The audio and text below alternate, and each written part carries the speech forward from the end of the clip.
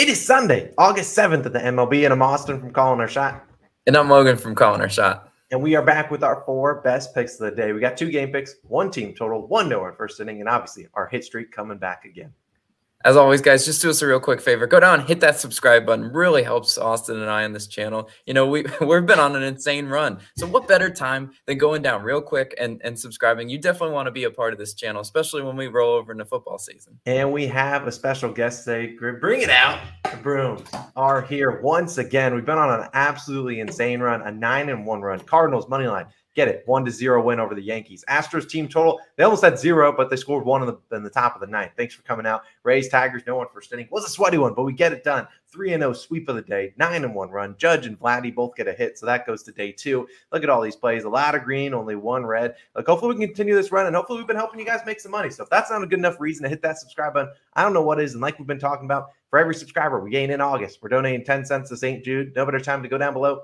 It takes a second. Just click that subscribe button. Also, drop a like too. And if we even helped you make some money, consider becoming an all-star. Look, we love our COS All-Stars out there. Only $2.99 a month to support the channel. You get the plays early, and that's going to be really important when the NFL season starts rolling around in less than a month, basically. We have a couple new all-stars, Alex, Joanne, and Josue. I hopefully pronounced that right. I appreciate you guys always for supporting the channel. But, Logan, you've been on a heater. We're not going to try to change it. You got 2 picks today. Let's get it going.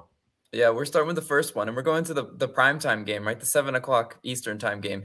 We're going to Padres versus Dodgers, and I'm taking the under 4.5 total runs in the first 5, plus 105 odds on Barstool. As Austin's showing here, Barstool's actually the only book with plus value on this under. Like, the other books are pretty standard. I mean, FanDuel's got the even odds essentially on this one, but I do like obviously using OddsJam. I'm gonna get the best bang for my buck, right?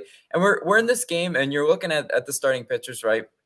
You're looking at Yu Darvish, right? 7.5 ERA at LA Dodgers this year. In that start, he got absolutely touched up, 8 hits allowed, right? Now Darvish gave up the first 5 over, himself, allowing 5 runs to the Dodgers through 5. That's just a really bad outing, and you're like, okay, Logan, this is an over, and I'm not even thinking twice. Well, you gotta look at what he's done recently too, right? Has he recovered? 3 2-1 earned runs in each of his last 3 starts. Yeah, I mean, he has. In his 3 earned run game was the Rockies, where he allowed two home runs. Look, I mean, Darvish usually keeps the ball in the yard. If he's just not throwing these Dodgers hitters absolute meatballs down the pipe, we should be solid on that. He should hopefully limit the extra base hits. He's a pitcher that is really solid in doing that. Now, what I also like about this game is the Dodgers hitters don't really have great splits versus Darvish.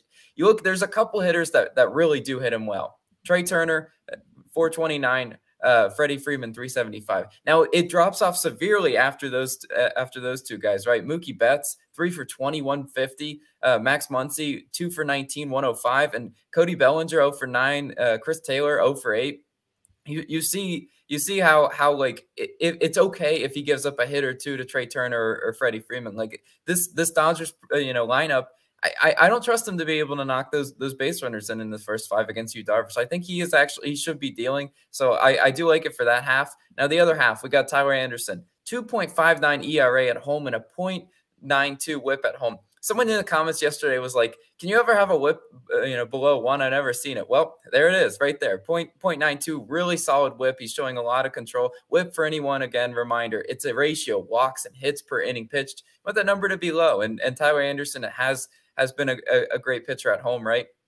He's been great at limiting free base runners, at home as well, which is very important because that's how I see the Padres, path to victory, right? They have to have a runner on second, maybe just a cheeky little base hit and score them, right? And that's normally how the Padres have been. They haven't been good versus lefties, though, right? 20th in OPS versus lefties, 17th in batting average, also versus lefties. Well, but Logan, they got some new additions. Juan Soto, he plays for the Padres. Yeah, I know. And the Padres hitters versus Anderson, Juan Soto, only 2 for 9, 222. Manny Machado, wow. Anderson's been eating his lunch. 3 for 18, 167. Cronenworth, 2 for 15, 133. Jerkson Profar, 2 for 13, 154. So you see there's also a lot of hitters in that Padres lineup that don't hit Anderson as well.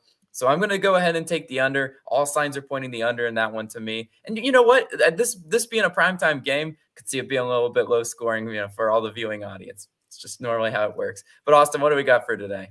Yeah, so we're going into that hit streak, and we're now on to day 2. Now, we were doing this probably over the last 10 days, and we switched it up a couple days ago, going to where we're betting just 2 guys and betting them down the hit parlay. Get a little bit of better value than rolling over those winnings. So today we're on to day 2. We're up to $18.78. We're only starting with 10. We got Trey Turner, Ty France. You obviously pull up Turner's splits. Ty France should be able to get it done. Hopefully tomorrow we're going to have over $30 to mess with. That's minus 116. Now, for my official play, I'm going to go to team total. Like we had great success yesterday. We're taking the Phillies team total under 5.5 runs, minus 130 on DraftKings. Now we see minus 130 over here on DraftKings and Barstool. You can go up to 5 if you want to at plus 100 or maybe minus 105 on FanDuel. Not very good odds. I would definitely try to get that 5.5. So, we don't have, if they do get 5, you don't push on that one. But let's talk about why I like this one. Now, like I said, you can place that one unit at 5 if you want to. Now, the Phillies bats, super hot. They had 5 runs in 5 innings. So you could probably say they were going to get to 6 in a couple games ago before a rain delay. Then they had 7 and then 11 runs yesterday versus Patrick Corbin. And I don't really want to talk about Corbin. Corbin's probably getting demoted if I weren't mistaken. But it's incredibly tough, like we talked about with the Astros, to score 6+ runs in 3 straight, if you want to count that rain delay game, 4 straight games. Well, that's why we took the Astros team total under yesterday. They were just swinging too hot at bats, and you're just going to go a terrible game. And wouldn't you know, they had a terrible game. They had 0 runs through 8 innings, scoring their first and only run in the 9th. And look at since June 15th. You want to take a large sample size?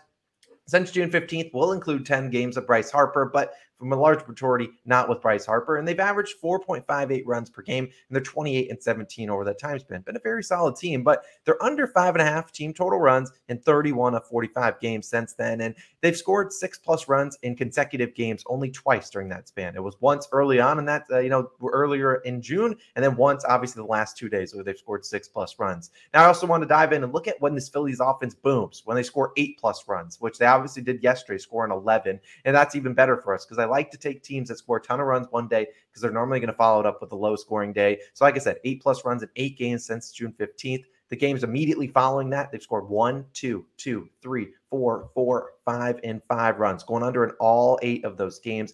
Look, this is a team that's been struggling to run it back-to-back games. I mean, they could even score 5 today, which is a good offensive day, and still go under here. On the mound for the Nationals, Corey Abbott. He's not going to have a ton of innings to his name, but he did make his first start of the year last week. 5 innings pitched, 2 hits allowed, and it's a very good New York Mets offense. Now, Abbott's only thrown 9 innings pitched this year. Not a guy that's thrown a ton, but one of those innings was against the Phillies back a couple months ago. He held them scoreless for 1 inning, hitless, no base runners, didn't walk anyone. I know the Nationals bullpen is suspect, but they did hold Philly to only 2 runs after the 2nd inning yesterday. You know the Phillies. We saw Corbin not even lasted through 1 inning. Gave it 6 runs. Their next reliever gave up 3 runs in the next inning. So this bullpen did show up yesterday. I think they can get it done today. And it's worth noting, if the Nationals do want to give up some runs, and we do see Aaron Nola on the mound for the Phillies likely probably don't have to bat in the bottom of the 9th. So we might only see 8 innings of hitting, having them stay under 5.5 runs. Look, absolutely love it. So that's my play of the day. But Logan, you got 2. What's your second one?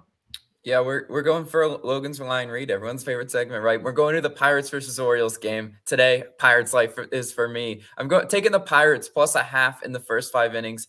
Minus 105 odds on Barstool's your best value, as Austin's showing here. It's pretty standard across the book for the Pirates, right? It's sort of even odds, on this one. And on Sundays, and especially weekend baseball, you have to do line reading. I mean, this is how the books get you. Yesterday, my line read was Reds plus 1.5, outright win. So you kind of see how this works, right? Sundays are for the underdogs. This line makes no sense to me given the pitcher disparity, because the easiest thing to do is just look at the pitchers, look at their records, look at their ERAs as they do in the box score, and you're just like, okay, pick the one that makes sense, right? But that's not how the line is telling me on this one. Bryce Wilson, he's 1-6 with a 6.2 ERA. That's pretty stinky stats. That's not a guy typically we want to back for the Pirates. But since July 1st, he's reined in a little bit. Wilson has been better. 3.62 ERA with a 1-2 record. That looks a little bit better than 1-6. Just absolutely selling your team in the first 5, right? Wilson also gave up 3 home runs in his most recent start. Baltimore is 25th in home runs at home.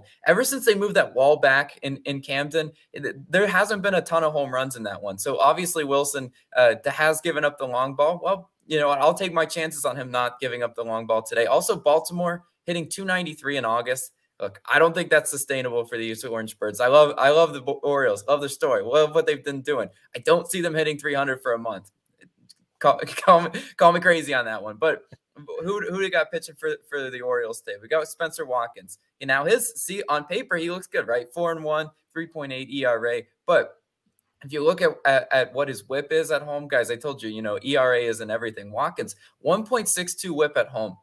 If we're going to be able to get some free base runners from Watkins, I really do like that opportunity. And what I'm asking for Pittsburgh to do, what I need on their end, don't swing at bad pitches. Watkins will throw you some bad pitches. He'll throw you some in the dirt. He'll have, ball 4 on the plate. You just need to not swing at it. And we're going to have some chances to be able to put up some runs, through 5. Additionally, I want to talk about this. This isn't necessarily related to the first 5, but it is in the same game. Look, this total sits at 9, and it's too high, in my opinion, for the Pirates to be competitive, in the first 5. Could be a bad Watkins game brewing. I'm just saying, I don't see, if this is a shootout, how the Pirates are competitive. So I just think they are going to jump on Watkins, and they're going to cash that first 5. But Austin, time to grab the flags. Yeah, time to grab those flags, baby. Nerfy Nation time. We're waving these flags. We've got 2 straight sweaty Nerfies. We would like a no sweat bet today, and we are going to the Giants versus A's game. We're taking the no run first inning. It's minus 125 on DraftKings. Something weird enough, we do not have actually a line on a couple different books on FanDuel for some reason, but we're still fine with rolling this at minus 125. If you want to wait for FanDuel to release a line, then go for that. But here's why we like this one. On the mound will be Adrian Martinez for the A's. 3-1 on no run first innings. And you look at the Giants, just 26th in first inning runs on the road. Now, we do know this game did Yerfy yesterday. They had Rodon on the mound. It's a popular, not only underplay, but also a popular no run first inning play. That didn't work out for either way. They scored 10 runs. So I do like targeting a no run first inning in this game, in a game that scored 10 runs yesterday. The over-under still sitting at around that 7.5, 8 mark. And we look at Martinez, a guy that was actually demoted, and this will be his first start since coming back from the minors. So I like this guy to come back. Teams obviously haven't seen him in over a month, so he's coming back with no one knows what he's going to be throwing. I think he should be able to get us those first 3 outs. Who's on the mound for the Giants today? Yeah, it's Logan Webb. Great first name as always. 14-8 on NRFIs this year. You'd like to see that be a little bit better for the caliber pitcher that I know Logan Webb to be, but he'll rein it in today against Oakland. Oakland, 25th in first inning runs at home. Look, these A's don't play inspired home baseball. They just don't. It's what they have. If you look at their offensive stats at home, they're not good one bit. As Austin mentioned, over under. Not expecting a ton of runs today. I do think they come back down to earth in this one. Set to 8. This has got Nerfy written all over it. We're gonna fly the flags again, Nerfy Nation. It's gonna be sweaty. We're gonna have runners in scoring position. What happens? What could go wrong? Let's fly the flags again. What could go wrong? So that is our no run first inning. Hopefully we get to wave these flags. If you don't have the flag, go become a COS All-Star. We certainly would appreciate it. Hit that join button below the channel. No parlay of the day. Those are going to be our 4 plays of the day. We got Giants, A's, Nerfy. We got the Phillies team total under 5.5 runs. We got the Pirates plus 0.5 in the first 5. We got the under 4.5 in the Dodgers versus Padres game. We appreciate you guys always for tuning in and that hit streak parlay. Let's go to day 3. Appreciate you guys always for tuning in. Logan and Austin, we will catch you guys again tomorrow morning. I'll be in a change of scenery. Stay tuned for that. We'll see you guys then.